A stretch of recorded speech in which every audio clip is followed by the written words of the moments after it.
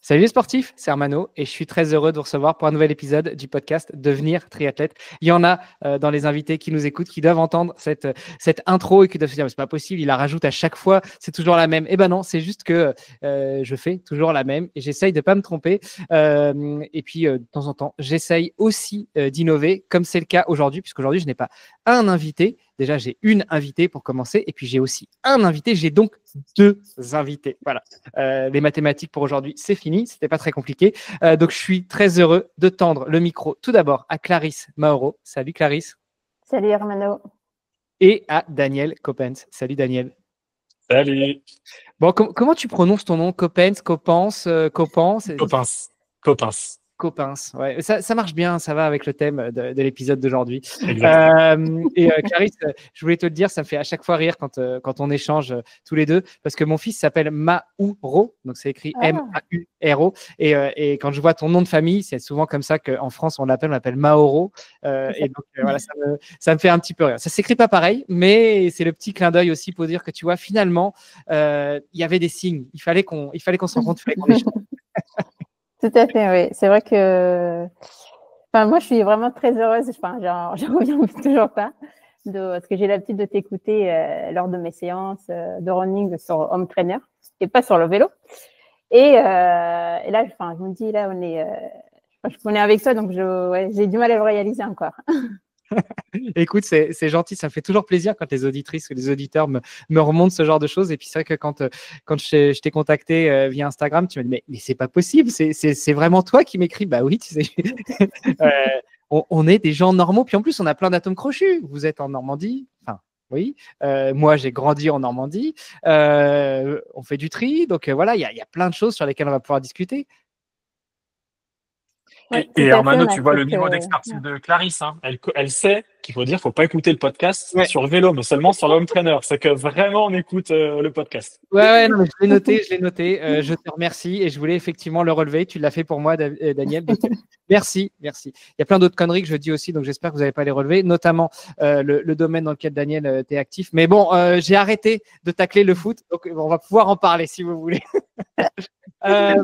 Bon, allez, soyons gentlemen. D'habitude, je demande à mes invités de se présenter. On va te demander à toi, Clarisse, de nous en dire un petit peu plus sur toi. Mais qui est Clarisse Mauro? Alors, donc, Clarisse. On va prendre un café. Oui, ça risque d'être long en plus. Non, je vais essayer de faire court. Mais donc, je m'appelle Clarisse Ferté-Mauro et j'ai pris 38 ans début septembre. Donc, je suis une jeune maman, oui. Donc, j'ai 2 enfants, 9 ans bientôt et 4 ans et demi.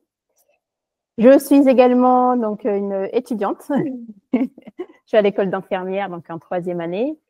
Et je suis surtout une passionnée du sport.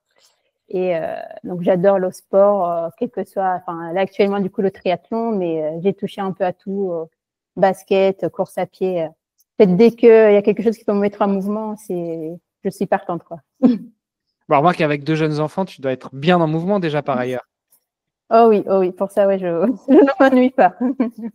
Tu disais que tu as touché à beaucoup de sports. Si on refait un peu le fil de ces 38 dernières années, peut-être pas les 38, mais tu as commencé où, quand, comment, le sport? Qu'est-ce qui t'a amené justement à être attiré par le mouvement? Alors, on va dire que j'ai commencé peut-être vers l'âge de 10-12 ans. En fait, j'habite en France, mais je suis née au Rwanda. Et on est arrivé en France, je crois, vers l'âge de 12-13 ans. Et c'est à partir de là, en fait, que j'ai découvert un peu le sport, donc via l'école.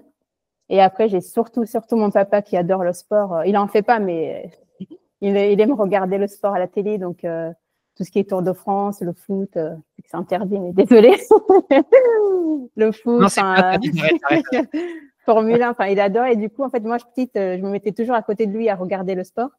Et donc, c'est parti de là. Je pense que il fait vraiment partie des personnes qui m'ont donné envie de faire du sport. Et après, au collège, au début du lycée, je me suis mise au basket. Donc, via les copains de classe qui faisaient, donc je me suis mise au basket. Et de là, en fait, j'en ai fait pendant une douzaine d'années. 12 ans. Et après, mais à côté de ça, j'ai toujours adoré la course à pied, tout ce qui touche à l'athlétisme. Mais j'avais du mal à me partager, en fait, entre le basket et l'athlétisme. Et c'est j'en ai fait jusqu'à peut-être 2013, je ne dis pas de bêtises. Et après, je me suis dit, tiens, j'ai toujours aimé la course à pied, enfin, l'athlétisme, pourquoi pas essayer? Et du coup, c'est en 2015, il me semble, quand j'ai déménagé, on a déménagé au Havre avec mon conjoint. Et là, en fait, je connaissais personne. Du coup, je me suis dit, c'est par le sport que je vais pouvoir faire des rencontres. Et donc, je me suis entrée au hack athlétisme. Et de là, en fait, est partie la passion pour la course à pied que j'ai adorée. Et par la suite, j'ai découvert le triathlon. Le HAC, qui est donc le Havre Athletic Club, qui est quand même une pointure dans pas mal de sports, le foot, l'athlétisme, le triathlon, la natation. Il y avait quelques champions et notamment Hugues Dubosc qui venait du HAC natation, donc bien connu et pas que par les Normands, mais voilà, c'était juste pour la petite astérix pour préciser, puisque tu parlais du HAC athlétisme. Tu disais que tu es né au Rwanda, tu es parti pendant ou à cause de la guerre civile ou avant ou après? Tout à fait, oui. Donc, on est parti à cause de la guerre civile, donc le génocide. Et donc, on est parti du Rwanda. Après, on est parti au Congo, tout ça. On est retourné au Rwanda, mais la situation, elle était instable. Et du coup, par la suite, en fait, mon père, il est parti en France. On a perdu ses nouvelles pendant des années, des années. Et je crois que c'est en 2010 qu'on a eu ses nouvelles. Il nous écrivait depuis le Havre. Il nous disait, je suis vivant, je suis au Havre. Je vais essayer de faire venir auprès de moi. Et du coup, par le regroupement familial, donc du coup, avec un titre de réfugié politique, on a réussi à rejoindre notre père. Tu dis 2010 ou 90? Non, attends. Alors, du coup, on a quitté le Rwanda. Donc, la guerre, c'était en 94. Après, on a dû revenir. Après la guerre, on est resté vraiment au Congo longtemps. Mais limite, on a perdu la notion de temps. Et on est revenu au Rwanda, c'était 98 à peu près. Et donc, mon père, il est parti en 98. Et lui, il l'a retrouvé, en 2000, non, plus de bêtises, en 2000. En 2002, exactement, on l'a retrouvé. Ok. Ouais, donc tu étais déjà adulte quand vous avez retrouvé ton papa. C'est ça, tout à fait, adulte, oui. Une ado. Ok. Et est-ce que, alors ça n'a rien à voir, mais c'est aussi des choses que j'aime bien comprendre sur les invités, mais est-ce que le fait d'avoir été déraciné, d'avoir quitté ton pays, d'avoir dû un petit peu être résiliente pour aller d'un pays à un autre et puis revenir dans ton pays et te rendre compte que ça allait pas le faire, même si tu étais enfant, si tu étais guidé par tes parents, est-ce que tout ça, ça a aussi forgé ta personnalité d'aujourd'hui et notamment ta personnalité sportive, et on en reviendra sur certaines courses et notamment la dernière que tu as pu faire? Ah oui, je pense que c'est la personne que je suis aujourd'hui et mon caractère est dû à mon passé, à l'histoire qu'on a vécue. Je pense que ça fait partie, ouais, ça a forgé mon caractère aujourd'hui, mais ça m'a permis aussi aujourd'hui, je relativise plus facilement sur les choses. Ok. Des frères, des sœurs? Oui, on est une grande famille. Donc, j'avais six sœurs, donc une sœur qu'on a perdue pendant la guerre et un frère. Donc, une grande famille. Une grande fratrie. Et fratrie sportive aussi, ou tu es la seule ou la plus sportive de tous? Alors, dans ma famille, c'est marrant parce que du coup, on a tous, entre guillemets, un don, un rôle. Et du coup, dans ma famille, j'ai le titre de la plus sportive. Et mon frère, il a d'autres dons. Mes sœurs, soit c'est le chant, la cuisine, mais c'est vraiment. Je suis celle de la famille qui est la plus sportive. Excellent. Écoute, on va pouvoir revenir un petit peu sur tes compétences et tes capacités. Et mon autre invité du jour, c'est Daniel Coppens. Rebonjour, Daniel. Salut à tous. Écoute, maintenant qu'on a tendu le micro à Clarisse, en fait, c'était Gentleman parce qu'on l'a laissé parler en premier, mais c'était pas Steve Gentleman parce qu'on l'a jeté dans la gueule du loup. Mais maintenant, Oui. ça va être mon tour. Donc, raconte-nous tout. Qui est Daniel Coppens? Donc j'ai 40 ans aussi depuis le début septembre, depuis le 5 septembre. Joyeux anniversaire à tous les deux. Merci. Donc j'ai 40 ans, je suis le papa de deux enfants, Jade et Basile, 11 et 8 ans. Je suis tombé dans le foot tout petit. Hein. J'habite à la campagne, donc à l'époque, il n'y avait pas beaucoup de choix. Hein. Si tu faisais du foot, il y avait peut-être encore le judo, mais pour moi, ça a été le foot. Donc voilà, on peut en revenir après sur la partie sportive. Professionnellement, donc dans les études, j'ai fait un FAPS, donc faculté sciences du sport. Donc bon, voilà, ça permet de rester dans le sport, de toucher à tous les sports, du rugby que j'ai adoré, un peu la natation. Une petite dédicace à Luc Collard, qui était mon prof de natation, un prof de socio natation incroyable, qui m'a mis le premier dans une piscine. Donc j'ai touché à tous les sports. Et j'adorais tous les sports. Mon petit défaut, je prends plaisir dans à peu près tous les sports. Sortie d'études, école de commerce pour me spécialiser dans les technologies dans le sport. Et pendant toute mon adolescence, j'ai été arbitre de foot. Et donc, j'avais pour objectif, quand j'avais 17-18 ans, de vouloir et de devenir arbitre au plus haut niveau. Et donc, j'ai concilié pendant entre 20 et 30 ans un travail, on va dire, un travail dans les technologies et dans le sport. Et à côté, le week-end, essayer d'être arbitre pour gravir les échelons. Voilà, donc voilà sur une petite présentation qui je suis en très rapide. Ouais, bon, on va aborder aussi l'aspect sportif, mais tu parles de foot et d'arbitre de sport, de foot. Juste avant vous, j'ai enregistré, et pour le coup en présentiel, parce que c'était à Toulouse, avec Arnaud Ségretier. Je ne sais pas si ça te parle, Daniel. Non, comme ça, non. Écoute, triathlète maintenant, swimrunner maintenant. On s'est rencontrés à Le Thillot il y a un mois, et lui était aussi arbitre de foot jusqu'à peut-être il y a 10 ans, et avant de se mettre dans l'entraînement sportif, d'être entraîneur, et puis de tomber dans d'autres sports, et notamment le triathlon, parce qu'on le sait, hein, le triathlon, quand on tombe dedans, c'est super addictif. Toi, Clarisse, tu as découvert ça quand? Redis-nous.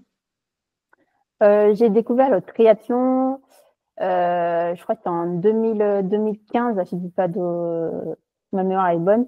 Parce qu'en fait, du coup, je faisais l'athlétisme du coup à athlé, et on partageait la piste léger du soir avec le hack triathlon. Et donc, je voyais débarquer un grand groupe. Et en fait, mais je les regardais avec des yeux, mais j'étais fascinée et j'étais admirative.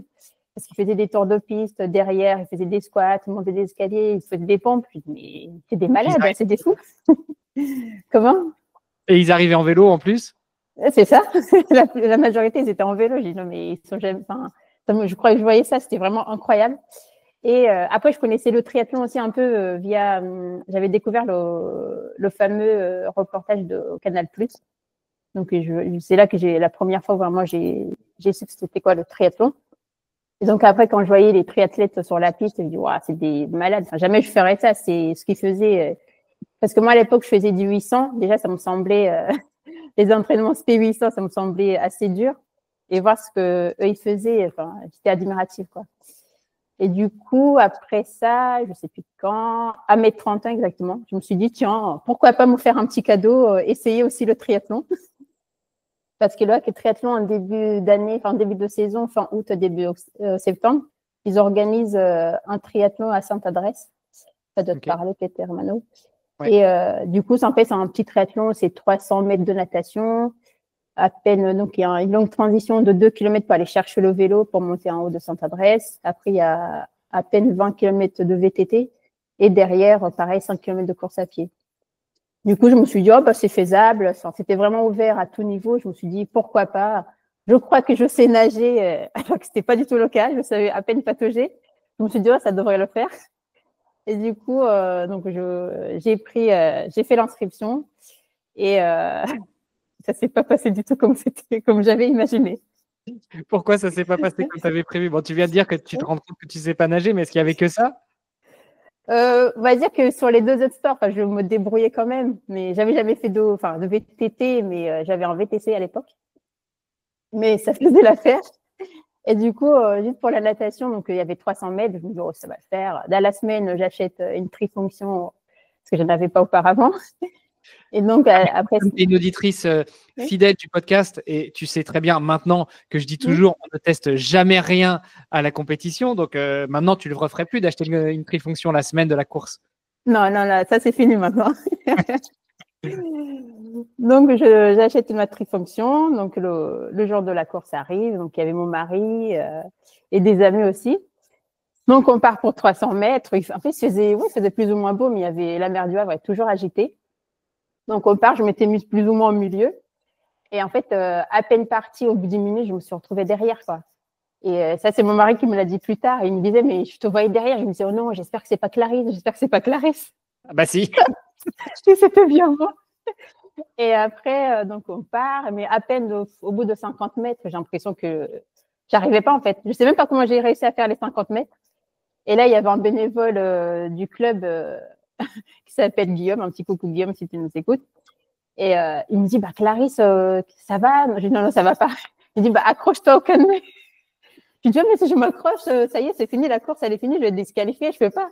En fait, j'avais pas le choix, oui. Je me suis dit, bon, bah, je prends ce, je m'accroche. Je me suis dit, bah, il va me sortir de la mer, me mettre En fait, pour moi, j'avais l'impression que tout le monde me voyait, quoi. Je me dis, oh non, c'est même pas la honte, j'étais, la course, elle est finie pour moi. Donc, il m'avance, il me met à peu près 250 mètres. Après, je dis, bon, j'essaie de sortir quand même moi-même par fierté. Donc, il me lâche et je sors. Enfin, du coup, j'avais rattrapé, mais doublé des gens. Donc, je sors, je vois leurs gars me laissent passer. Je crois qu'ils m'ont pas vu, en fait. Et là, je passe à côté de mon mari et les amis. Ils disent, en fait, elle s'est nagée, elle nous a menti. Dans ma tête, je les regarde avec un sourire. Je dis, mais si vous saviez. En fait, je pensais qu'ils m'avaient vu me faire attracter par le canoë, mais non, en fait, personne ne m'avait vu. Et du coup, je suis sortie. Donc après, là, le reste, par contre, c'était que du plaisir.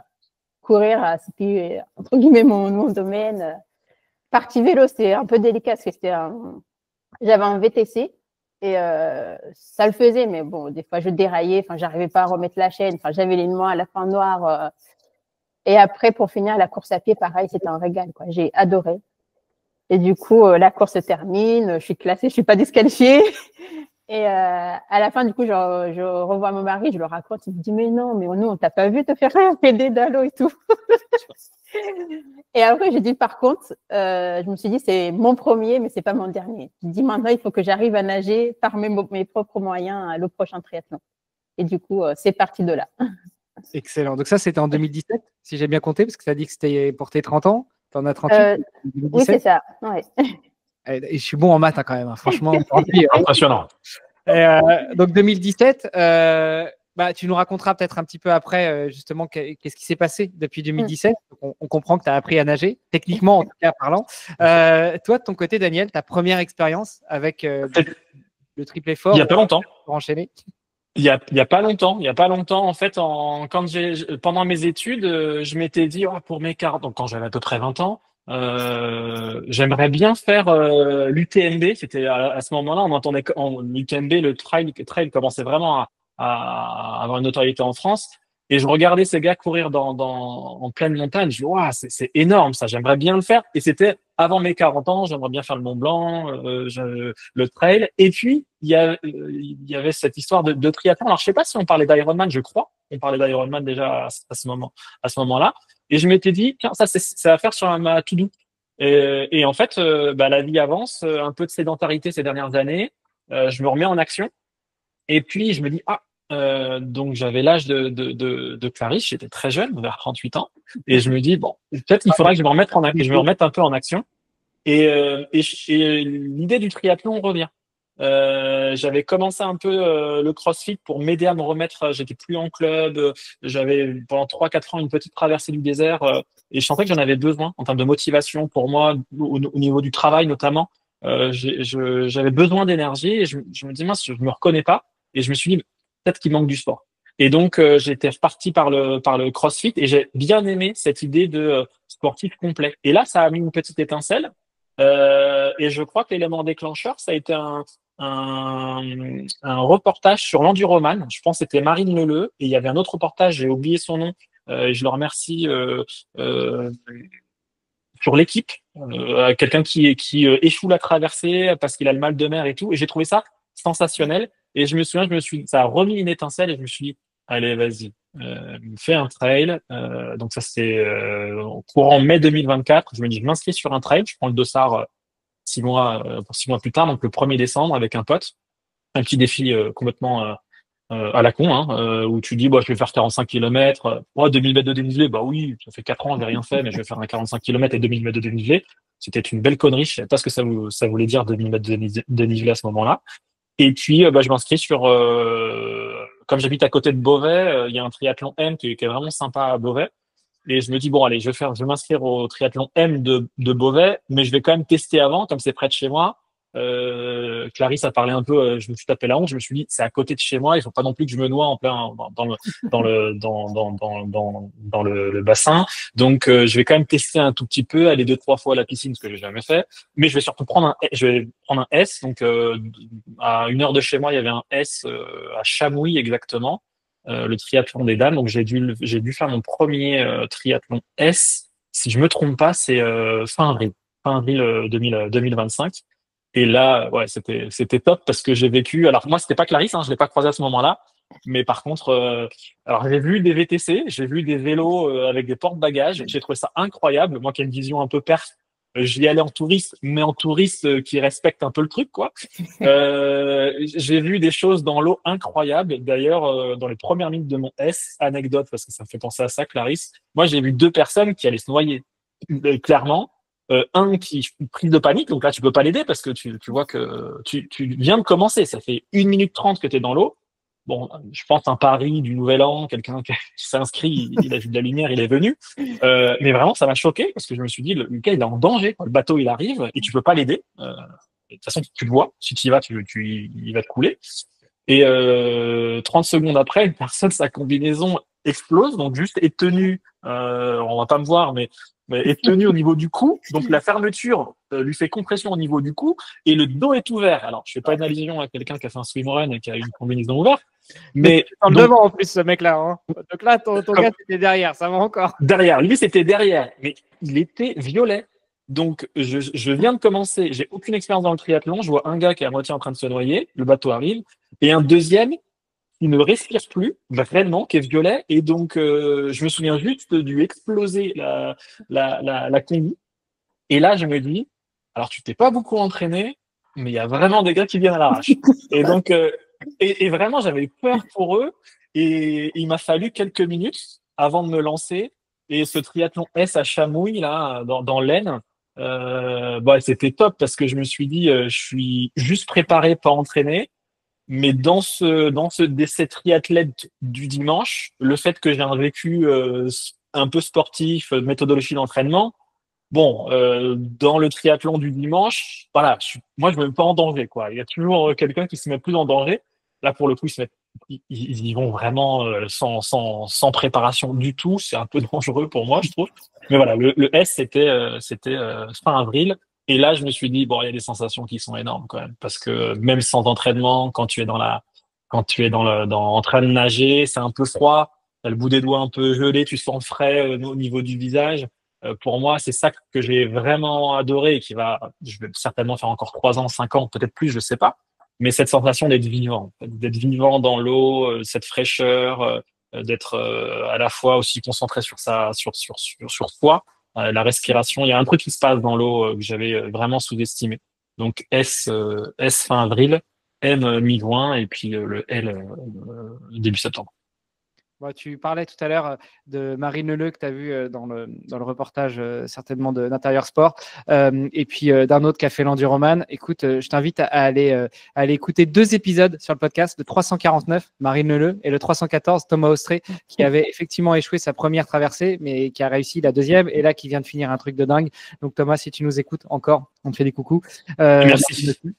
Mais voilà, je t'invite, enfin voilà, je vais rebondir là-dessus. Après, sur effectivement les triathlons S qu'on appelait avant découverte. Maintenant, on a la nomenclature S, M, L, XL selon les distances. Mais à mon époque, parce que oui, je suis un vieux, je suis plus vieux que vous, on appelait ça découverte. Et je pense que ça faisait vraiment, justement, du sens d'appeler ça découverte. Et juste avant les distances découvertes, tu avais aussi le distance promo.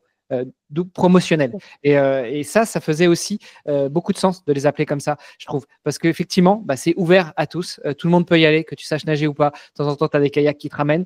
De temps en temps, oui. Et tu te fais ramener par les bateaux. Mais au moins, ça montre à quel point le triathlon peut être ouvert à tous.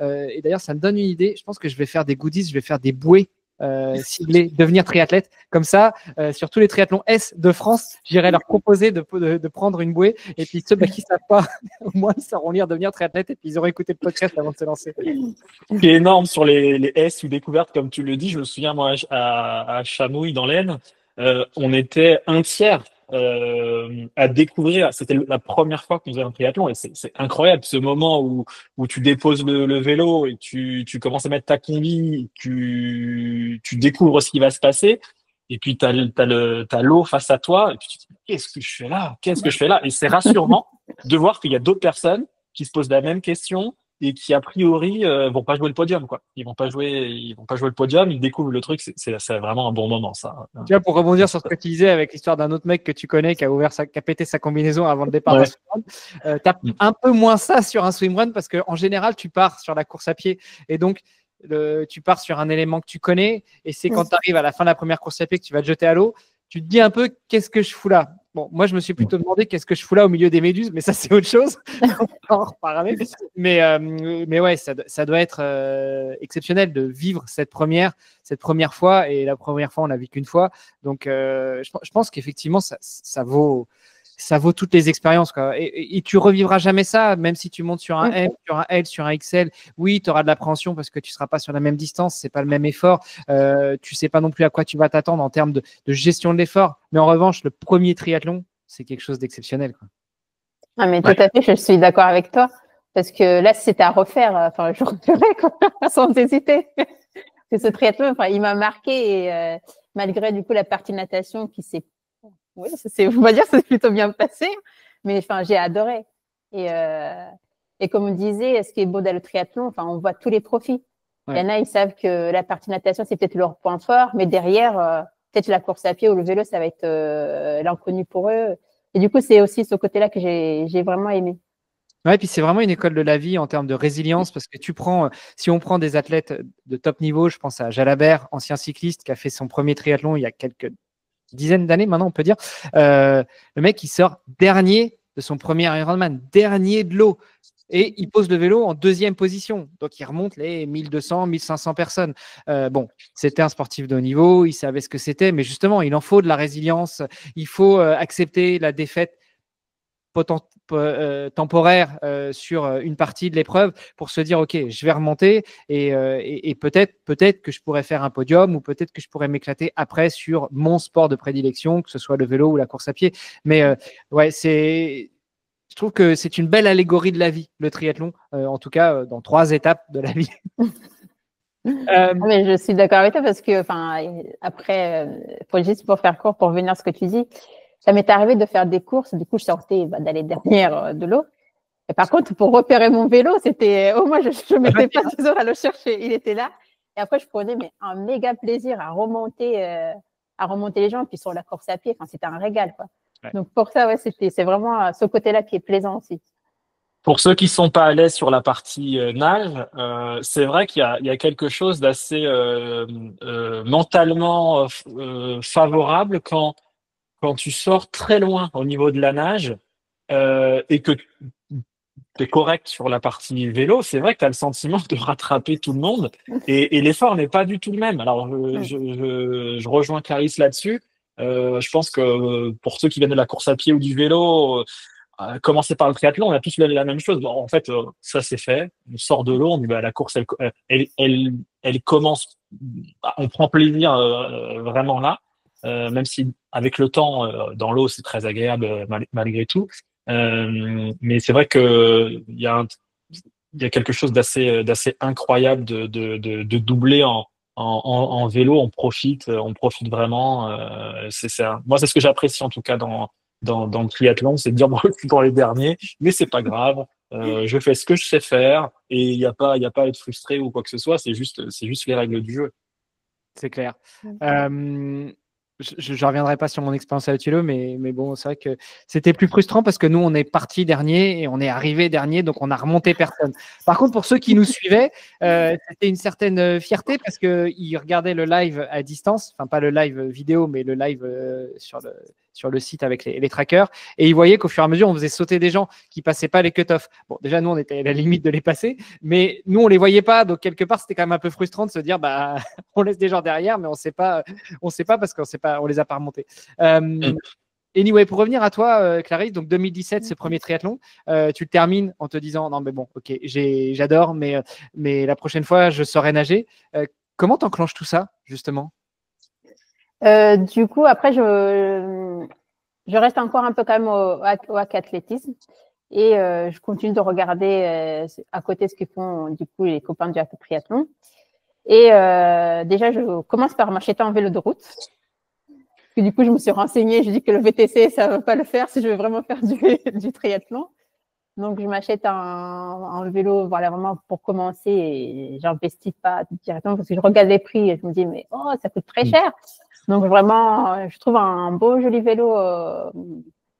Et après, natation, je me dis, bon, je commence un peu à retourner un peu à la piscine pour essayer de nager. Après, j'adore aller à la piscine, tout, mais j'avais pas du tout, de technique, rien du tout, quoi. Mais je vois que toute seule, c'est un peu compliqué. Je sais pas vraiment ce qu'il faut faire. Je savais pas qu'il fallait tout le temps nager du crawl ou faire autre chose. Après, je crois que c'est une année après, je me dis, bon, allez, je rejoins l'OAC Triathlon. Pour moi, je vais m'entraîner avec eux. Enfin, déjà faire un essai. Donc, j'ai fait un essai à la rentrée de septembre. Et on arrive, donc j'arrive avec une copine de la course à pied qui voulait aussi essayer. Et là, déjà, dans le bassin de 25, oh mon Dieu, j'ai cru que j'allais mourir. J'ai dû m'arrêter, franchement, au moins 10 fois. J'avais une crampe au pied. Je me dis, mais j'avais jamais arrivé. Je mettais la tête, je m'étouffais. Enfin, quelle horreur. Du coup, on finit, l'entraîneur super gentil, Fabrice, il me laisse finir la séance. J'étais sur le côté. Il me laisse donc à la fin de l'entraînement, je vais la voir. Il dit, alors, vous pensez que je peux rester? Il me dit, bon, il y a du boulot. mais oui, tu peux rester. Dans ma tête, je dis, waouh, un miracle, quoi. Et donc, à partir de là, du coup, je m'inscris à triathlon. Je décide d'aller à quelques séances d'entraînement, donc natation en particulier, parce que vraiment, j'avais des grosses lacunes. Et après, j'y allais de temps en temps. J'étais pas non plus très très régulière, mais voilà. Et donc, ouais, c'est parti de là. Donc, partie vélo, au début, je n'osais pas trop aller avec le groupe parce que je savais pas du tout rouler en groupe. Je me suis dit, je vais les faire tomber ou j'allais pas tenir à la distance. Donc, je roulais un peu de mon côté, toute seule. J'ai essayé de faire, au début, j'allais à la forêt de Montjeu, donc je faisais des petits tours sur le parcours. Petit à petit, j'osais d'aller sur la route, mais j'allais de me faire écraser. Enfin, vraiment, j'étais pas du tout à l'aise, mais j'adorais ça, hein. J'adorais le vélo, mais j'étais pas à l'aise du tout. Et après, au fur et à mesure, donc je voyais des copains qui faisaient des sorties, qui proposaient des sorties en dehors des créneaux du club. Donc j'y allais, je faisais peut-être 1 heure, eux ils faisaient 2 heures, du coup moi je coupais, je rentrais. En fait, c'est petit à petit, j'ai pris confiance, ils m'ont mis en confiance aussi. Et du coup, partie vélo, c'est parti de là. Course à pied, entre guillemets mon point fort. Donc là-dessus, il y avait pas de souci. Limite, je prenais ma revanche quand on était sur la piste les jeudis. Et du coup, ouais, c'est parti de là, quoi. Et du coup, tu signes pour un deuxième triathlon après ou ça prend quelques temps déjà? Ça prend quelques temps quand même, mais je crois entre deux, j'ai dû faire un triathlon, c'était où à côté, pas très loin, mais c'était un S, il me semble. Mais pareil, partie natation, c'était pas ça. Et après, entre deux, je crois que j'ai dû faire, ou c'est après? Non, après, il y a eu la sortie club, où il y a eu Covid et compagnie. Et en 2022, le club, donc tous les ans, ils font toujours une sortie club. Et ils ont sorti de faire Gérardmer. Donc, ça tombait en septembre. C'était mon anniversaire encore. J'ai dit, ah, tiens, cadeau d'anniversaire, pourquoi pas? Allez, go! Et finalement, tu n'avais pas regardé ce que c'était que Gérardmer. Franchement, je ne connaissais rien du tout. Enfin, c'est juste que ça me parlait. Je me dis, oh, c'est loin, ça va me permettre d'aller visiter un coin de la France que je ne connais pas encore. Ça va être super top de passer un bon week-end avec les copains. Allez, c'est parti, quoi. En plus, je me suis dit, maintenant, je nage un peu avec le club, je sais nager. Ça va le faire, quoi. Donc, en plus, Gérardmer, ils offrent il y a beaucoup de cours sur Germain. Et moi, j'aurais pu choisir, je crois que le M, même, je ne sais même pas si c'est S, mais bon, je me suis dit non, c'est bon, L, ça va le faire, c'est parfait. Enfin, ils appellent ça le XXL, mais je me suis dit, c'est très bien. Et après, comment? Daniel, tu connais un peu Gérardmer ou pas? Ah oui, je connais, ouais, je connais deux noms. Maintenant, je commence à, voilà, ça monte un peu, quoi. Donc, on va laisser Clarisse nous expliquer tout ça. Donc voilà, donc Gérard. Mais après, je m'étais renseignée quand même. J'avais vu sur la partie vélo qu'il y avait du dénivelé. Mais en août, je faisais l'étape du Tour. Oui, parce que j'adore vraiment le vélo. Et du coup, je me suis dit, oh, c'est bon, j'aurais fait assez de dénivelé, ça devrait le faire. Je dis, OK, donc on part, donc on arrive sur place. La veille, on fait on fait une reco du parcours, on fait un tour. Je me dis, ah oui, quand même. Du coup, je me dis, oh, c'est mon anniversaire et peut-être j'aurai un tour de moins, on ne sait jamais. Ah, j'aime bien ce côté optimiste. Ça peut le jour de ton anniversaire, tu vas faire un tri, l'organisateur te demande alors je t'enlève quoi, de la natte, du vélo, de la course à pied ou je t'en remets une couche. Bah là, sur le coup, là, il aurait pu m'enlever la natte et le vélo, quoi. Et donc, le jour de la course arrive. Donc, on part super excité. On part pour la natation. Mais, oh mon Dieu. Oh, on part et là-bas, comme on dit, c'est vraiment une machine à laver.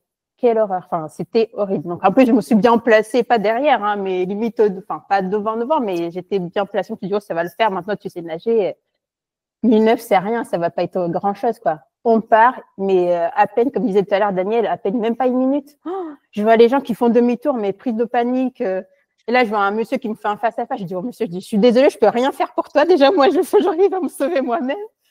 Et je voyais les gens faire demi-tour. Je dis, oh mon Dieu. J'ai dit, non, Clarisse, non, t'es arrivée là, essaye au moins, fais 100 mètres, tu vois ce que ça donne.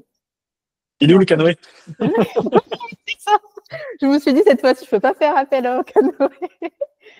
Donc, nage, mais oh mon Dieu, ça a été long. C'était vraiment très long. Et très rapidement, en fait, je me suis retrouvée dernière parce que du coup, je voyais les bénévoles en canoë qui étaient vraiment à côté de moi. Et de temps en temps, je me suis retournée et je dis, ah oui, je suis dernière.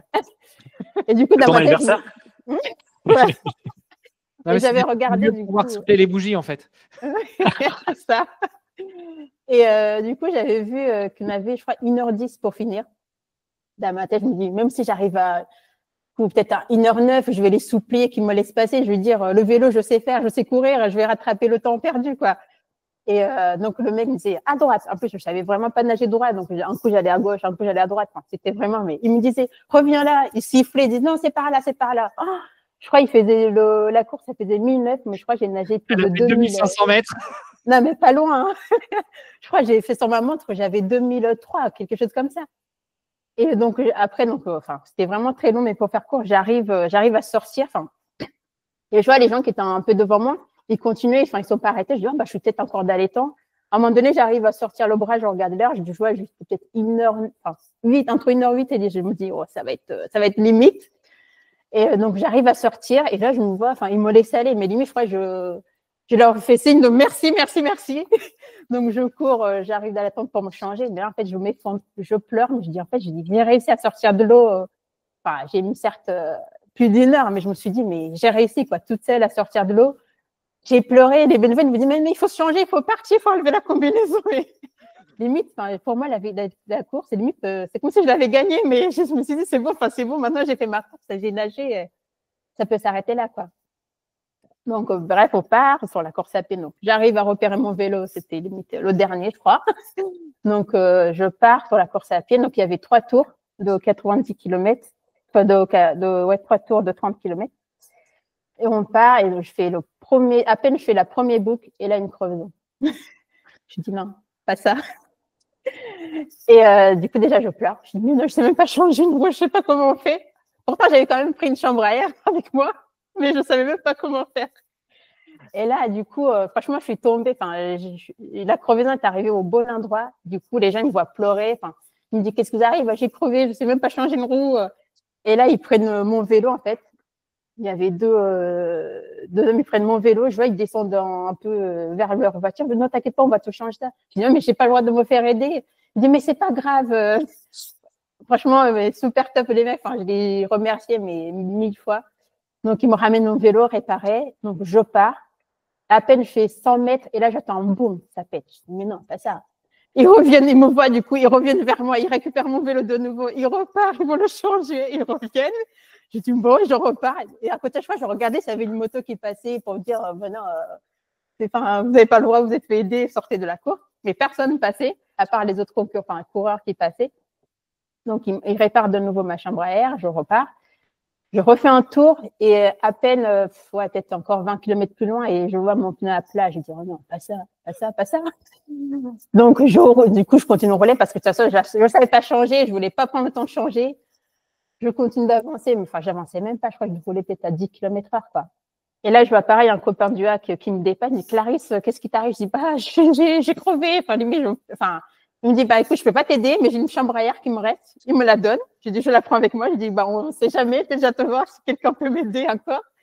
Je la prends, je pars. Et, je crois, à peine, j'arrive à avancer quand même. Je finis presque le deuxième tour. Et là, je crois, j'avais tellement forcé sur mon pneu marou. Et là, j'ai fait un gros pom, enfin, ça pète. Et là, je me dis, en fait, c'est fini, quoi.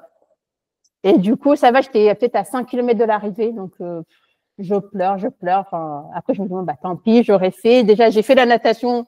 La prochaine fois, j'arriverai peut-être à faire le vélo en entier. Du coup, je redescends. Donc, je marche à pied. C'était lent. Puis, je voyais les autres coureurs qui passaient. Enfin, bref, je redescends. J'arrive au village. Je me dis, bah, je vais poser mon vélo ou partir. Et là, leur gars, j'explique, bah, j'ai une crevaison. Bah, enfin, c'est fini. Mais je crois que la personne, soit elle n'a pas compris que vraiment, j'avais pas fait tout. Il me laisse passer dans le parc vélo. Je laisse le vélo. Après, je me dis, en fait, je suis rentrée. J'ai mes baskets à côté. Je vais essayer de courir. Je dis, moi, je suis venue pour rien. Je mets mes baskets, je me change, je fais la transition, je repars. Et là, je fais les 21 km. Mais par contre, du coup, je me sentais pas légitime. Enfin, j'avais honte. Je me dis, mais non, mais j'ai triché, j'ai pas fait le parcours vélo en entier. Pourquoi je suis là? Et après, j'avais la patate. Je dépassais les gens. Je dis, mais eux, au moins, ils ont fait. Enfin, eux, ils étaient en souffrance. Et moi, je me dis, ouais, j'ai pas le droit d'être à l'aise comme ça. Enfin, à l'aise. J'étais pas non plus, je courais pas 4,30. Hein. J'étais peut-être à 5,36, mais j'étais bien. Pareil, du coup, à un moment donné, je croise les copains du club qui avaient fini depuis des heures, qui m'encourageaient à aller Clarisse et tout. Je leur dis, mais non, j'ai crevé. Non, mais je n'ai pas le droit de courir, mais je le fais, c'est pas grave. Enfin, j'ai apprécié. Et du coup, j'arrive à finir la course. Médaille que j'ai eue, je me suis dit, oh, je la mérite. Je me suis accrochée, je la mérite. Et après, je raconte l'histoire aux copains. Enfin, ils n'en revenaient pas. Et du coup, à la fin, je suis disqualifiée, ce qui est normal. Mais enfin, voilà, j'ai adoré. Mais du coup, je me suis dit, je reviendrai parce que déjà pour la partie natation, pour essayer de ne pas finir dernière et surtout finir le parcours vélo et faire vraiment les 3 sports, quoi. Tu sais, sur un malentendu, peut-être que tu peux faire un Ironman, mais ne faire que la moitié. C'est possible. Hein. C'est possible qu'on te fasse faire qu'un 73 sur un parcours full. Hein. Ouais, non. Pour l'instant, Ironman, j'envisage pas. Je dis pas jamais, mais pour l'instant, je reste sur le L. C'est vraiment une distance que j'apprécie énormément. Bon, et toi, Daniel, du coup, est-ce que tu as des anecdotes, des péripéties comme ça sur tes premiers triathlons ou c'était plus soft? Sur le premier, j'ai pas rencontré Clarisse, mais j'ai rencontré une personne une fois que j'ai fini mon S, donc hyper fier de l'avoir fait, d'avoir quelques sensations et de me dire bah c'est bon pour le M dans 3 semaines à Beauvais, ça va le faire, je suis pas en danger. Et quand je vais récupérer mon vélo, je croise, je crois qu'il s'appelait Jean-Charles, qui avait un souci de vélo, il pouvait pas accrocher son vélo, je ne savais pas qu'il n'avait pas terminé. Et donc il avait un souci avec sa selle pour accrocher son vélo, donc je l'aide pour remettre sa selle sans savoir que lui il doit encore aller courir. Et en fait, il me dit bah je dois aller encore aller courir et il part et il a encore la combinaison avec lui. Et en fait, je tilte pas, ça veut dire qu'il a fait tout le vélo avec la combinaison. Donc c'était incroyable. Avec la néoprène certainement de kitesurf, tu vois, et tout. Incroyable. Et là, je me dis, il y a des choses à vivre incroyables parce que je ne connais pas. Donc moi, j'ai plein d'étonnements, j'ai plein de questions. Mais ouais, sur les triathlètes du dimanche, qu'est-ce qu'on se marre parce que c'est trop bien de se frotter à quelque chose qu'on connaît pas. Moi, c'est vraiment ce que j'adore. Donc ça, c'était le S. Le M à Beauvais, finalement, j'avais déjà fait les transitions, j'avais compris le principe, je l'avais vécu. Donc, comme tu l'as dit, les émotions, elles sont différentes. La seule chose, c'est que dans l'organisation, j'avais mis 2 bidons sur mon vélo, un plutôt électrolyte, sur du 40. Je me suis dit, il faut que je prenne 2 bidons, et je zappe totalement de boire le deuxième bidon. Je me rends compte, donc je suis à peut-être 36 km sur 40. Et je sais, psychologique ou pas, mais je descends du vélo, bam, crampe qui tire à l'ischio, donc je m'arrête 30 secondes en disant ah bah mince, j'ai pas pris l'électrolyte, ainsi de suite. Donc j'ai cette petite anecdote où je me dis bon, après je suis dans la gestion, je me dis bon, j'oublie un tout petit peu, je voulais faire sous les 3 heures pour le premier, pour moi c'était mon premier triathlon, et donc je fais 2,58 et je suis hyper content de me dire, alors je suis tout le temps en train de calculer, hein, j'aime bien les chiffres. Et d'anticiper les choses. Depuis tout petit, je joue avec une montre, estimer le temps, choses comme ça, j'adore. Et donc là, dès que je sors du vélo, je me dis bon c'est bon, j'aurai mon sous 3 heures, et c'était un petit défi. J'aurais fait 3h50, 3h05, 3h10, 3h15. C'était la même chose, j'aurais été content. Mais juste la barrière symbolique d'être sous les 3 heures. Et après le M, quand je finis avec une contracture au mollet, parce que l'électrolyte ou manque d'entraînement, parce que je me suis quasiment pas entraîné, je l'ai compris là il y a quelques semaines, quelques jours même, que finalement j'ai pas mis l'entraînement qu'il fallait spécifique triathlon. Je suis plutôt à m'entraîner, je suis fit quoi. Je fais beaucoup de cardio, un peu d'aérox, des choses de ce type. Donc je suis sportif, on va dire, dans la tête et au quotidien. Mais je n'étais pas entraîné pour un triathlon. Donc après le M, je devais faire le triathlon international de Vouglan, donc mi-août, avec 1200 mètres de dénivelé. Et là, j'annule. Je contacte l'organisateur en me disant j'annule. Je voulais faire un L. Par contre, je prends celui de Dinard et pas celui de Vouglan, parce que je me dis je vais aller au carton. Je suis pas capable de mettre l'entraînement qu'il faut. Je veux pas me mettre en danger. Je veux pas avoir des crampes de partout. Je veux le faire. C'est même pas dignement ou quoi que ce soit, hein. C'est de me dire, faut pas faire un pari. Tu fais pas 400 km, un hôtel, une organisation de dingue pour à la fin te dire que ton entraînement était pas suffisant. Donc je sais un peu les limites. Je sais en fait, j'arrive à comprendre. Et là, ça va encore aider à affiner ça.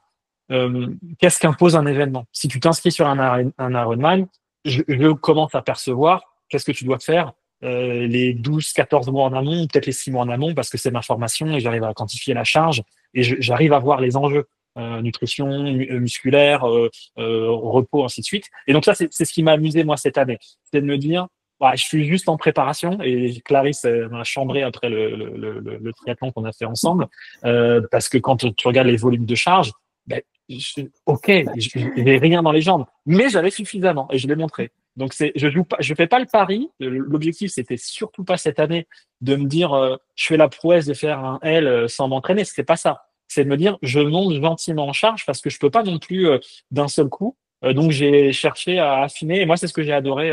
C'est ce que j'ai adoré cette année, quoi, de m'entraîner suffisamment, mais pas trop, mais sans me blesser. Parce qu'en fait, c'est ça. Moi, j'ai malheureusement eu beaucoup de blessures quand j'étais dans le foot, hein, LCA du genou, de rupture de tendon d'Achille, des fractures en veux-tu en voilà, ménisque, je suis un peu léger aussi dessus. Donc moi, l'enjeu après 40 ans, c'est et t'as fait un épisode il y a pas si longtemps, il y a 15 jours, 3 semaines là-dessus.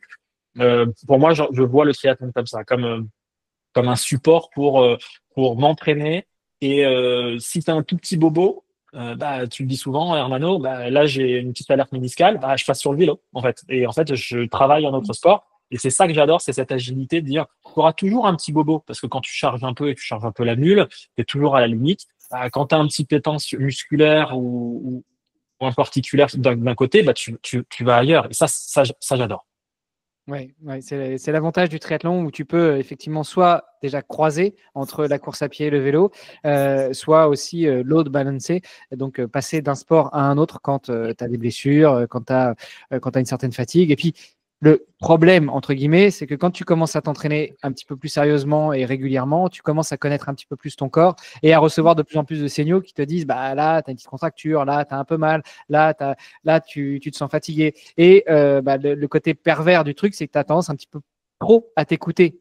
Pas plus, mais trop. Et du coup, tu es un petit peu plus alerte à tous ces signaux. Et il ne faut pas non plus tomber dans le ah ben non, là, ça va pas, là, je suis blessé ou là, j'ai bobo. Donc, il faut savoir aussi gérer avec ça, avec la charge et avec le bon là, ça c'est juste un signal. Ça commence à partir en sucette. Ça c'est une blessure. Là, j'arrête. Mais bon, c'est l'histoire du triathlon, savoir gérer, savoir être stratège. Et tu l'as dit, Daniel, du coup, vous vous êtes rencontrés il y a quelques jours, quelques semaines sur le triathlon de Dinard. Comment vous vous êtes retrouvés là-bas? Vous vous connaissiez déjà? Vous êtes donné rendez-vous? Enfin, ça s'est passé comment? Clarisse, je te laisse commencer. Alors, si tu veux. En fait, le triathlon de Dinard, à la base, en fait, je devais faire Deauville depuis 2023. Commence par la même lettre, hein, t'inquiète. Et du coup, en fait, je me suis blessée et donc j'ai fait une demande de report de Dossard et donc j'ai atterri à Dinard parce qu'en fait, quand je me suis remise de ma blessure, je me suis dit bah tiens pour reprendre, pourquoi pas solder ce Dossard et aller sur Dinard. J'avais déjà fait Dinard en 2023, je crois, sur le M. Et là, je me suis dit pourquoi pas me challenger sur le L. Et du coup, voilà comment j'ai atterri. Et puis, j'avais des copains aussi qui le faisaient. Donc c'est comme ça que tu as atterri à Dinard. Juste pour le fun, la natation, tu l'as fait en entier cette fois-ci ou... Oui, en plus, j'ai eu peur parce que quelques jours avant, la météo, c'était pas trop ça. Et je me suis dit, oh, ça se trouve, on va faire un duathlon. Au final, maintenant, j'aime bien nager, même si j'ai pas encore... j'ai progressé, mais c'est pas encore... ça reste vraiment la partie, on va dire, mon point faible. Mais limite, s'ils nous avaient dit duathlon, j'aurais été déçue de ne pas pouvoir nager. Donc, non, la natation, cette fois-ci, je l'ai bien fini. Bon, donc là, vous prenez le départ tous les deux. Vous ne vous connaissez pas encore à ce moment-là. Chacun, vous faites votre natation. Chacun, vous commencez à faire le vélo. Puis là, il se passe un truc. Non, pas une crevaison. Non, pas une crevaison. C'est une série de crevaisons de Clarisse. Non, c'est fini ça. C'est fini. Non, ouais, là, donc il y avait deux boucles à faire. Et à la fin, presque, il restait 2 kilomètres. Je ne sais plus, Daniel, tu me diras si c'était ça ou pas, mais la fin de la première boucle. Et là, en fait, j'attends derrière les gens arrivaient. Et là, j'attends allez, Clarisse, des encouragements. Du coup, comme il y avait le dossard derrière, je me dis, ah, sympa. Je crois que je réponds merci. Du coup, il me passe, je vois le dossard Daniel, allez Daniel et tout. Mais vraiment, il débordait d'une énergie. Je me suis dit, non, mais lui, il a fini le vélo, c'est sûr. Il est content, il va entamer la partie course à pied. Il est en forme. Et du coup, je me dis, vraiment, quand il a dit allez Clarisse, ça m'a un peu, limite, je commençais peut-être à m'endormir un peu, mais ça m'a un peu réveillée. Et je me suis dit, tiens, essaye de t'accrocher, remets un peu, essaye même si tu n'avais pas le droit au drafting, mais je me suis dit, essaye d'accrocher, de suivre ce groupe-là. Ils vont te déposer là, puis tu continueras ta deuxième boucle. Donc, on avance, je ne le perds pas de vue. Et après, je vois, et en fait, au moment de tourner, donc on devait soit tourner à gauche pour faire la deuxième boucle ou tourner à droite pour aller sur la course à pied. Et là, je vois, il va à gauche. Je dis, tiens, il n'a pas encore fini. Je dis, franchement, il est motivant. Je vais essayer vraiment de m'accrocher, de rester avec lui et tout. Donc, j'arrive au pédale, je fais un effort, mais monstrueux pour essayer de le rattraper. Et du coup, c'est parti de là, en fait, la première fois où j'ai vu Daniel. Alors, traduction, au début, quand elle m'a vu faire la deuxième boucle, elle s'est dit, qu'est-ce qu'il doit être charrette en nage? Parce que il a dû sortir loin derrière moi. Et donc, moi, alors, je savais pas ce que ça veut dire drafting, et je veux pas le savoir. Parce que je crois que on peut être disqualifié. Mais moi, ça fait, avant de croiser Clarisse, ça fait 20 minutes. Il faudrait que tu le saches pour ne pas le faire. Ça fait 20 minutes que je suis avec deux Jérémy et Florence. Finalement, il y a la même chose. Je les double et j'ai un petit mot.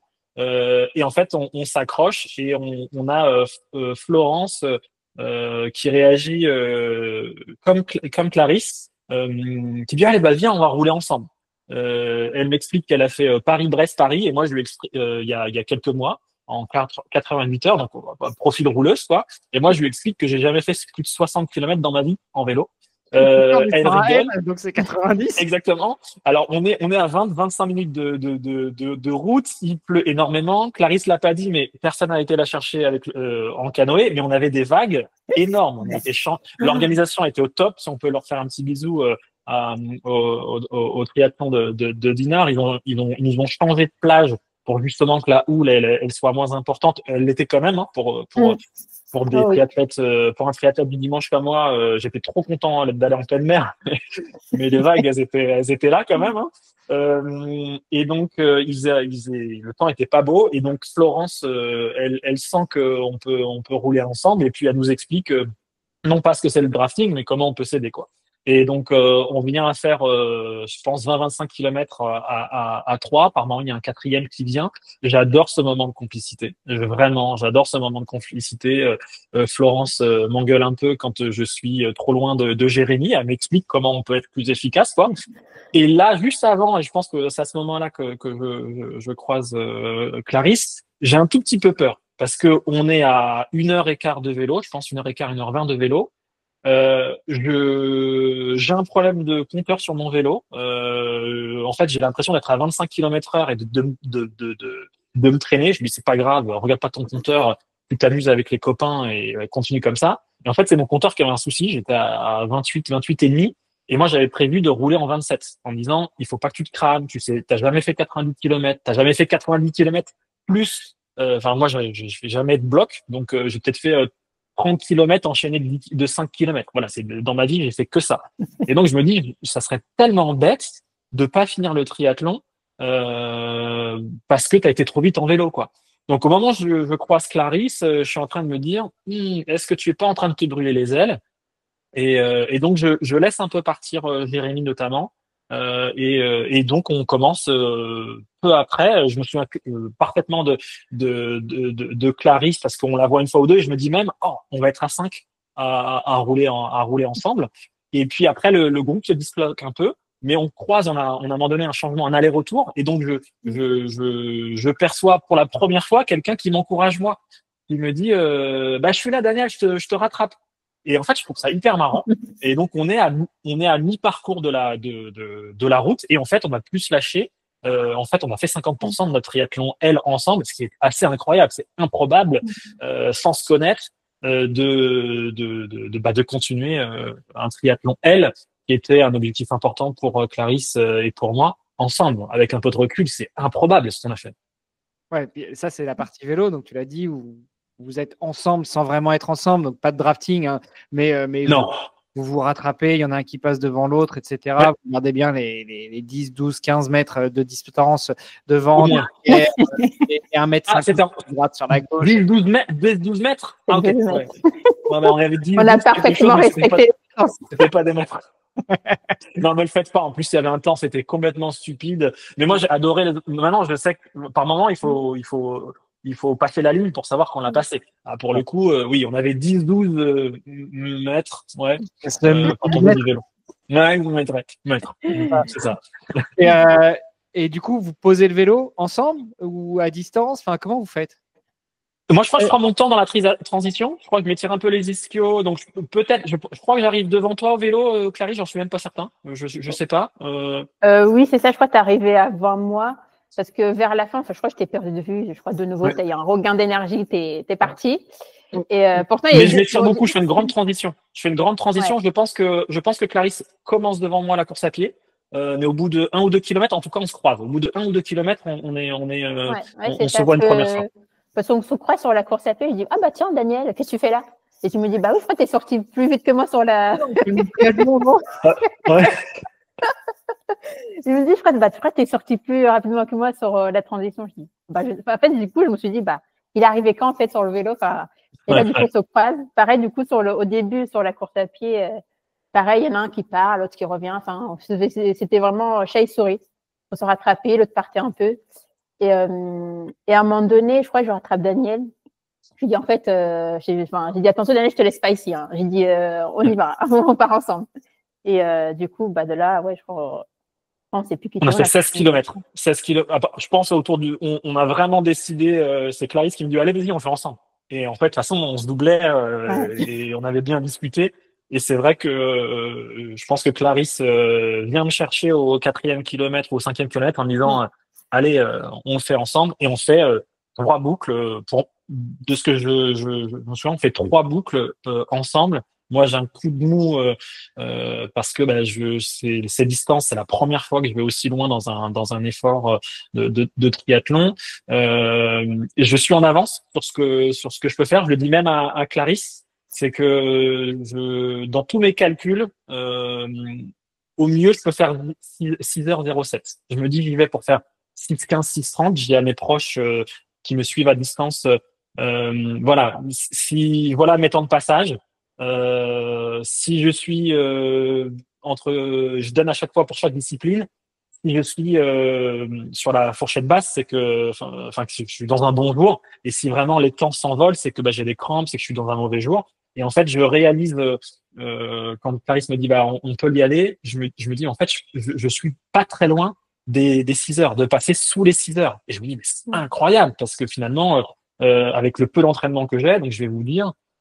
J'ai fait en 2025 16 kilomètres de nage et je compte les 3 événements, le M, le S, et j'ai fait un petit truc dans un 2 kilomètres. Enfin, je suis allé 5 fois à la piscine, quoi. Faut le dire, quoi. 5-6 fois à la Je piscine. rappelle quand même que Dinard, c'était début septembre. Donc, quand tu dis 16 Oui. km de nage, c'est sur 9 mois. Bravo. Oui, bien sûr. Donc et ensuite j'ai 1200 kilomètres de vélo, mais j'ai jamais fait plus. Alors c'est ridicule parce que ça fait 23 kilomètres entre 30 kilomètres par semaine, on va dire en moyenne. Mais j'ai jamais fait plus de 62 kilomètres. En fait, j'ai fait les 62 kilomètres, j'ai vu comment la vitesse se dégradait, j'ai vu la nutrition, j'ai vu c'est bon. De toute façon, c'est pas en chargeant comme une mule dans les deux derniers mois, je vais me fatiguer. Donc c'est plutôt, je disais, il faut surtout que je gère le rythme. C'est le rythme et la nutrition. Et donc moi, l'objectif de Dinard, c'était de tester la stratégie de nutrition, les produits. Donc j'avais testé quelques produits en amont. J'avais vu il y avait quelques marques, et ça n'a rien à voir avec les marques, mais où je suis intolérant. Donc j'ai privilégié d'autres marques.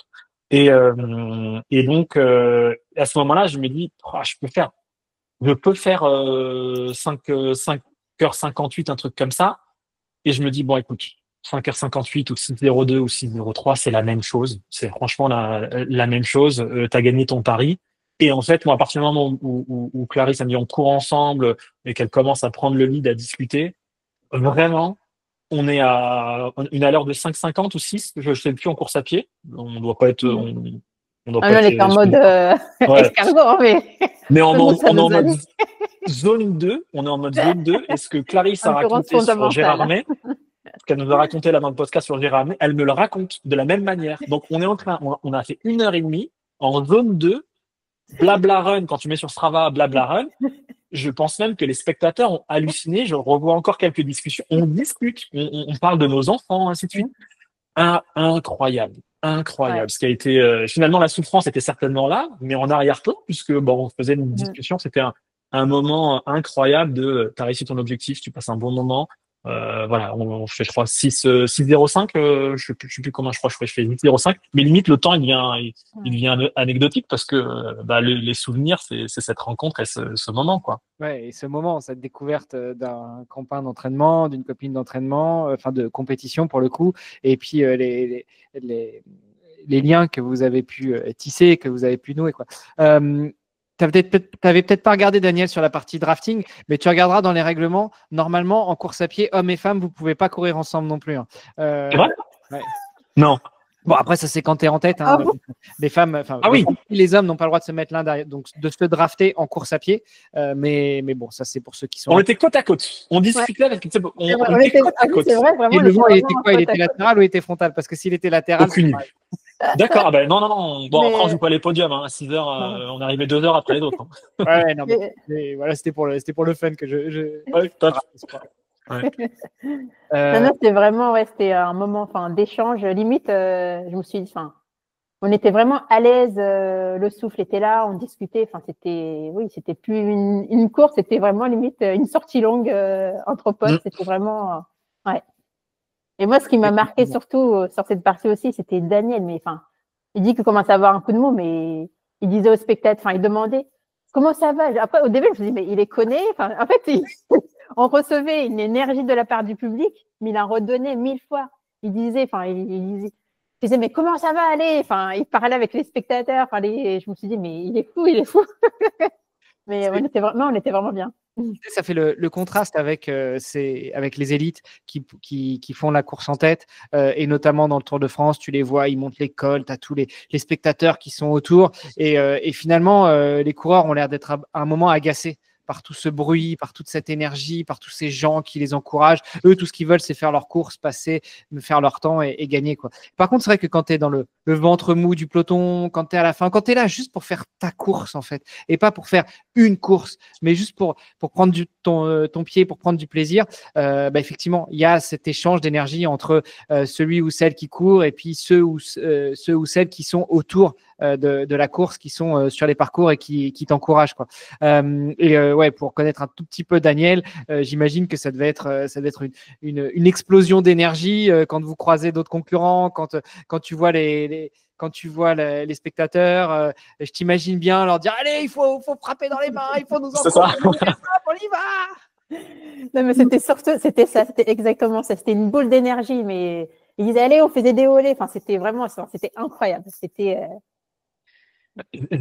J'avais vraiment une alerte au niveau du genou. Mon épouse voulait venir, les enfants voulaient venir, mes beaux-parents voulaient venir, parce qu'ils avaient bien vécu la partie du M. Ce que je ressens dans les événements, c'est que il y a on ressent beaucoup d'amour de nos proches qui viennent nous voir. Je pense que c'est aussi des moments où on a nos amis, des gens qui nous suivent, qui veulent venir. Et moi, j'ai pris une vague d'amour au mois de juin. On a fini à la maison.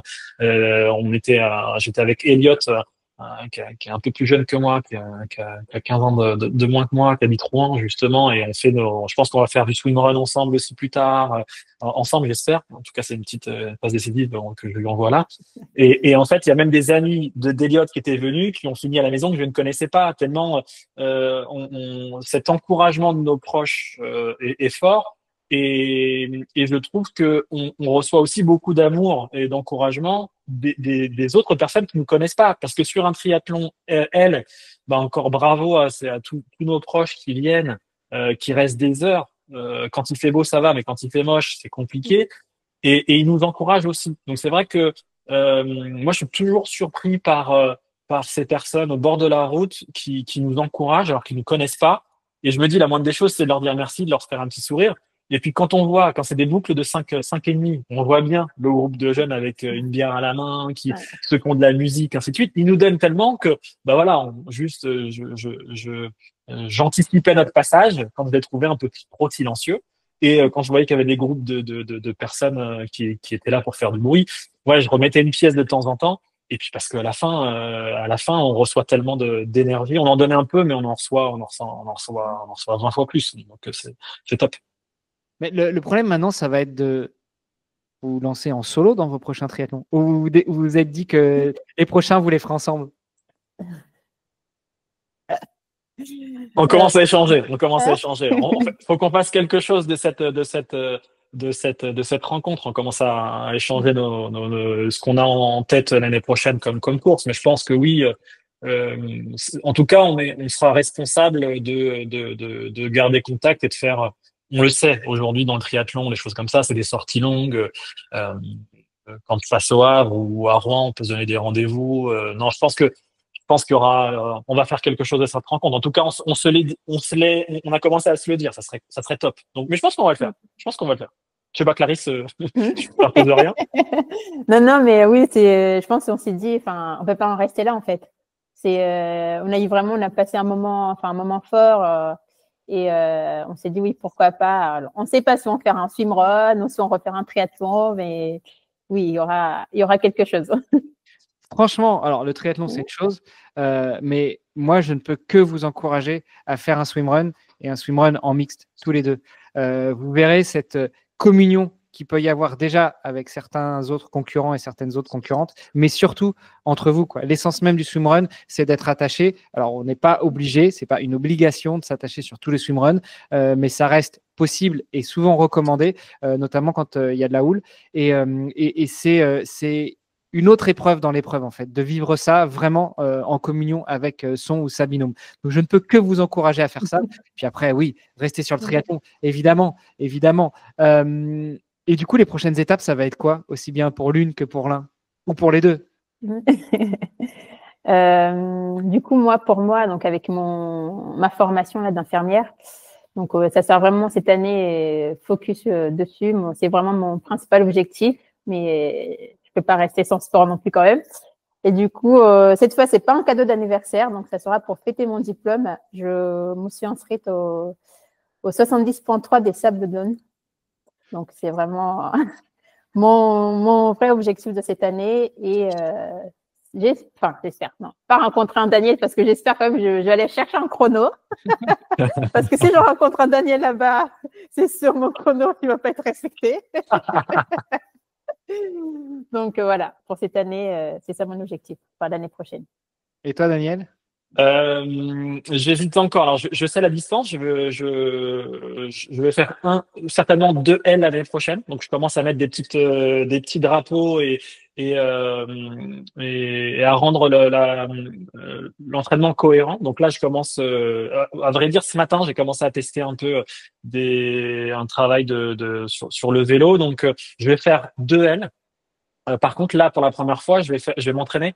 Je vais m'entraîner pour ça. C'est-à-dire que j'ai un volume d'entraînement depuis cette année. J'ai eu un bouquin d'un coach de CrossFit, là, Chasing Excellence, de Ben Bargeron, qui a appuyé directement au cerveau sur la discipline, sur les routines.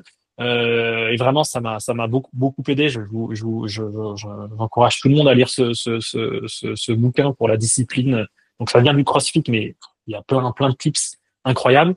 Donc j'ai maintenant réussi cette année à mettre 7 heures en moyenne, quasiment 1 heure par jour d'activité physique et sportive, pas forcément de la course à pied, pas forcément que du vélo. Donc là, l'idée pour moi, c'est de réussir à faire 7 ou 8 heures d'entraînement par semaine. Ça, maintenant, c'est acté dans mon organisation. J'ai réussi à trouver cette organisation, mais de flécher vélo énormément, parce que c'est là où j'ai une marge de progression et où je peux prendre plaisir, où je sais m'entraîner, je peux savoir le faire. Et d'aller juste 1 fois par semaine à la nage. Donc, je pense m'inscrire au club de triathlon de Beauvais pour ça. J'ai déjà fait une séance, le coach est incroyable à la nage. Hein. Il m'a vu nager 50 mètres, il m'a dit, c'est bien, tu nages super bien avec un bras. T'as pas envie d'utiliser le deuxième? Donc voilà, moi franchement, j'ai besoin d'être aidé pour la nage. Je sais les leviers. Je comprends pourquoi j'ai pas fait de sport pendant 3-4 ans réellement. Il me faut un événement. Je viens du foot, on avait un match tous les week-ends. Et en fait, moi, il faut que je remplisse mon emploi du temps. Il faut que je mette des dossards. Donc, le swim and run va m'aider là-dessus, mais aussi des courses en eau libre. Je regarde par exemple sur Caen, je crois qu'il y a la Dracar, si je me trompe pas, quelque chose comme ça. Donc, l'objectif, c'est 2 L, diminuer le temps, certainement 5-15. Je vais travailler pour faire 5-15 cette année. Et puis si je suis discipliné cet hiver, on pourra peut-être avoir une bonne surprise sur le temps.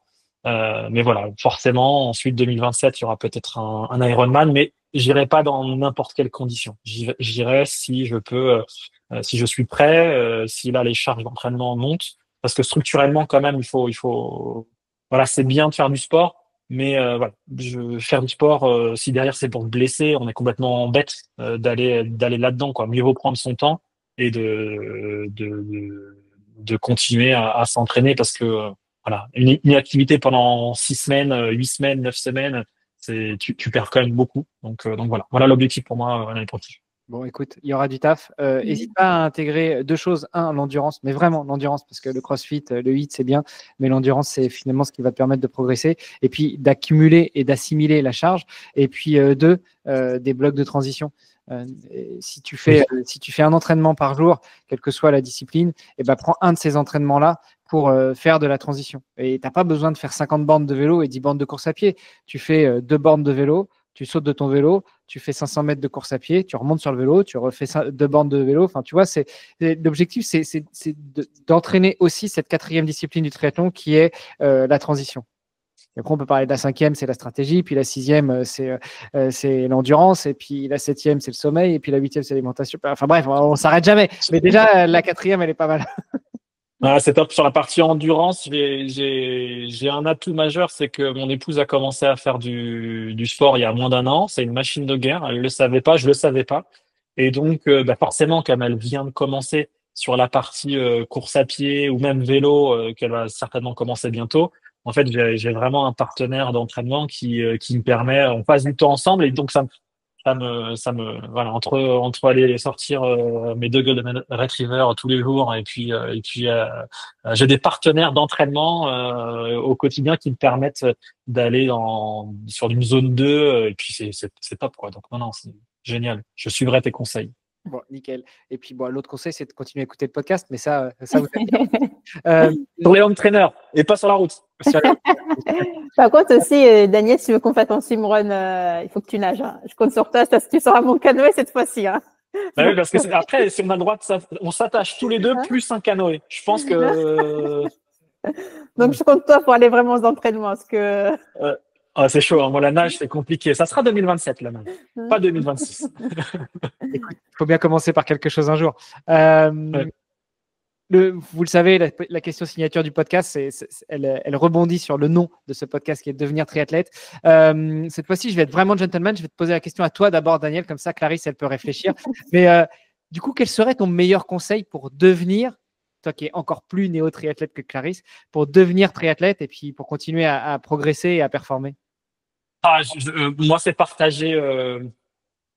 Dans mon fonctionnement, il faut s'engager socialement. Donc, le truc le plus facile, j'aurais deux conseils. Le truc le plus facile, c'est de trouver un copain, une copine qui veut bien le faire et d'aller sur un S ou un XS. Mais juste de le faire. Vous inscrivez dans 3 mois et vous le ferez et vous allez adorer. Et le deuxième conseil, Clarisse en a déjà parlé, le matériel, ainsi de suite, on s'en fout. Donc, j'ai vu des personnes avec, non pas un VTC, mais avec un VTT, le porte-bagages et tout. Et en fait, quand je me suis dit, mais mince, moi, j'ai peut-être perdu du temps. J'ai peut-être perdu du temps à me dire, il me faut un vélo, c'est à la portée de beaucoup de personnes. En 2 mois, 3 mois, tout est possible. Alors, tout est possible. Aller faire un S, c'est possible. Donc, voilà, commencer et oublier la partie matérielle. Il y aura toujours quelqu'un pour vous prêter un vélo, pour vous dépanner. Et puis, vous pouvez le faire avec un VTT. C'est très bien. Puis pour vous changer les roues, les pneus et tout ce qu'il faut quand ça pète. C'est ça. Bon, Clarisse, tu as eu le temps de réfléchir. Du coup, je te posais la même question. Pour toi, comment devenir triathlète? Non, j'ai même pas réfléchi. J'ai écouté Daniel, en fait. Mais non, mais je pense que si on a l'envie, il faut se lancer. Il faut pas hésiter. Il faut pas se mettre des barrières, dire on sait pas nager. Après, il faut pas se mettre en danger, bien évidemment. Mais oui, si on a envie, il faut foncer, quoi. Il faut y aller.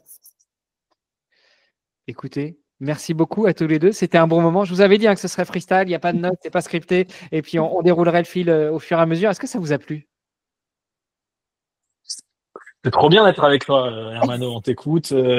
Tu es dans nos oreilles des heures et des heures. Donc, c'est top.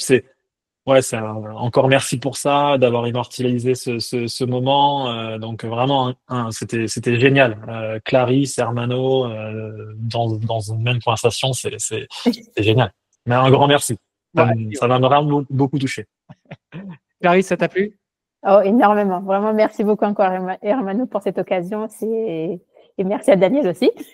Parce que sans cette rencontre, qu'on n'aurait pas eu l'occasion d'échanger tous les trois.